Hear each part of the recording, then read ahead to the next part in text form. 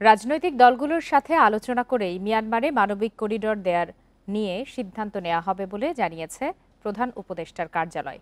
বিশ্লেষকরা বলছেন, হুট করে এ ধরনের কোনো সিদ্ধান্ত নেওয়া হলে সেটি দেশের জন্য ক্ষতিকর হবে। সংশ্লিষ্ট সব মহলের সাথে আলোচনা করেই এই সিদ্ধান্ত নেওয়া হবে বলে জানান তারা। বান্ডেল থাকলে প্রতি সেনমানিতে টাকা বাঁচবে। বিকাশ সেনমানি বান্ডেল কিনে জিতুন প্রতি লেনদেনে। মিয়ানমারের রাখাইন রাজ্যে আরাকান আর্মির সাথে জান্তা সরকারের যুদ্ধ চলছে। তীব্র খাদ্য সংকটে ভুগছে সেখানকার নাগরিকরা। এ অবস্থায় রাখাইন রাজ্যে ত্রাণ পৌঁছাতে একটি মানবিক করিডোর দিতে বাংলাদেশের প্রতি অনুরোধ জানায় জাতিসংঘ।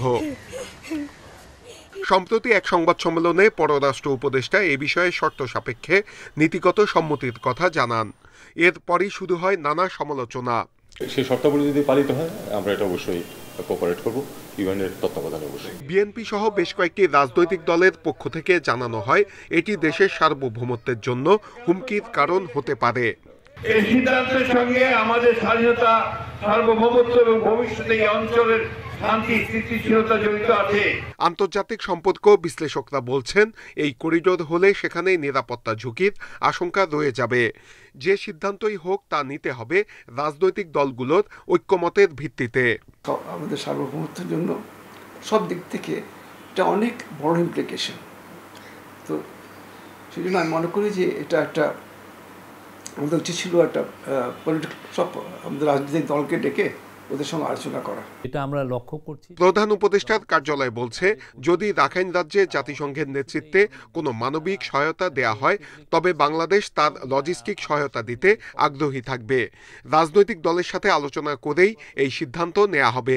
যদি ইউএন এই মুভটা নেয় যে ওইখানে তারা মানবিক সাহায্যের জন্য যদি মুভ করে, তাহলে সেক্ষেত্রে আমরা আমাদের উইলিংনেসটা আমরা জানিয়েছি। এর বাইরে কিন্তু কিছু না। যে আমরা অবশ্যই এটা আমাদের রিলেভেন্ট যারা স্টেক হোল্ডার আছে তাদের সাথে আমরা কথা বলবো, মানে বাংলাদেশের ভিতরে।